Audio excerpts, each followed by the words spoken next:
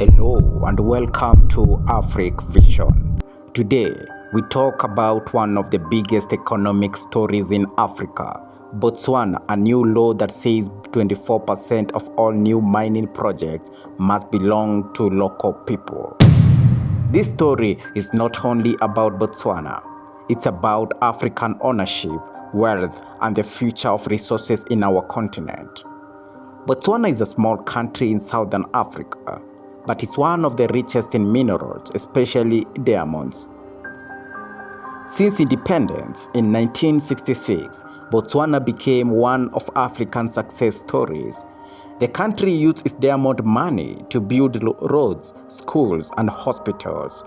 But like many African countries, foreign companies have always played a big role in mining. Most mines in Botswana are owned by big international companies. They bring equipment and money, but they also take most of the profit back home. Now, Botswana wants to change that story.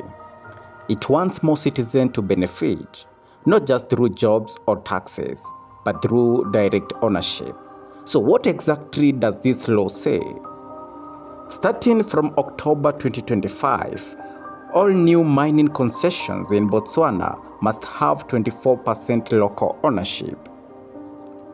That means if a new company comes to mine gold, copper, or coal, they must give at least 24% of the shares to citizens of Botswana or companies owned by citizens. If the government decides not to take its usual 15% share, then the 24% must go to local people instead.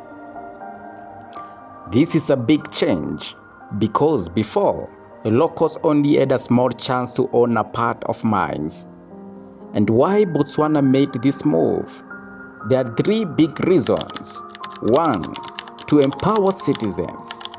Botswana wants its people to be part of the mining business, not just workers, but owners.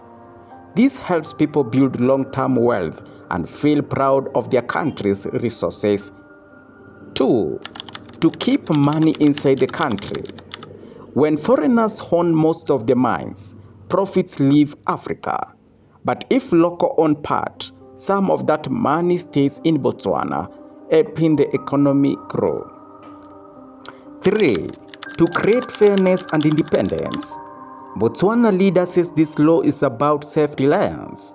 They want to make sure their minerals benefit the people, not just big corporations. And how will this 24% ownership happen? Mining companies must now offer shares to citizens. This can be individuals, local companies, or groups like pension funds. The law also says those locals must be Botswana citizens, not foreigners using locals as cover. If no one can afford to buy the shares right away, the government is planning financial support programs so that even small investors can take part. Every new law has problems. So what will be the challenges ahead? 1. Funding.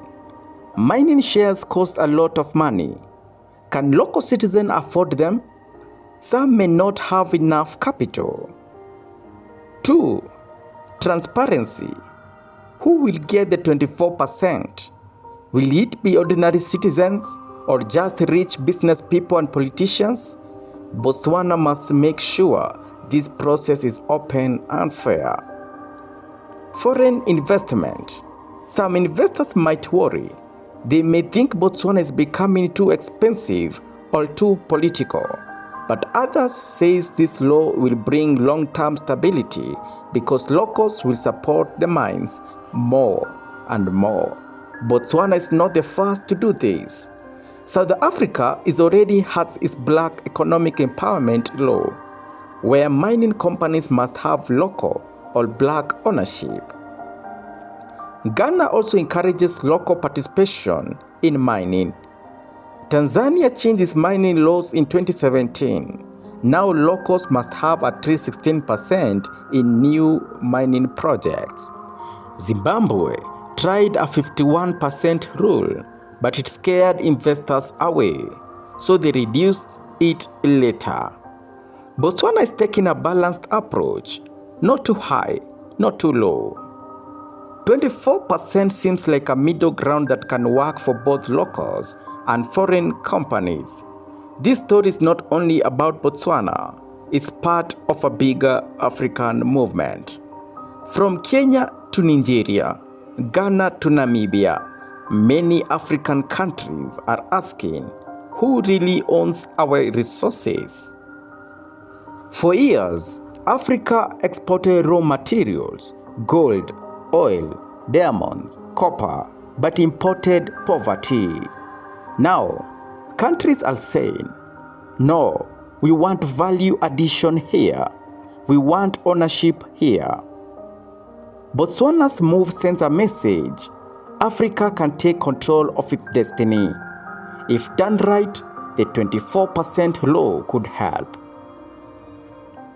Ordinary citizens who invest through national funds, local companies that supplies mines with service, the government through more tax and royalties, communities because loyal ownership may bring better responsibility and care for the environment.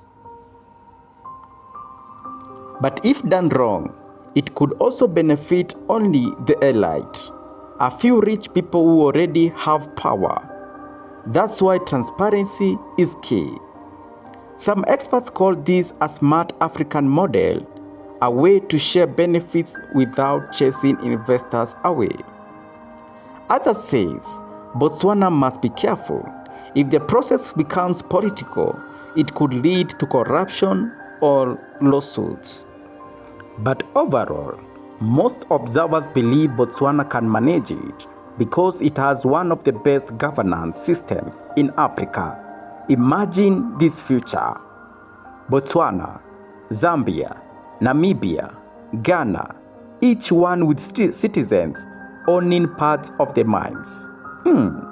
Imagine young Africans investing in local resources.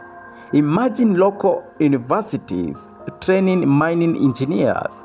Imagine profits staying in Africa, building hospitals, schools, and new industries. That's the dream behind this 24% law.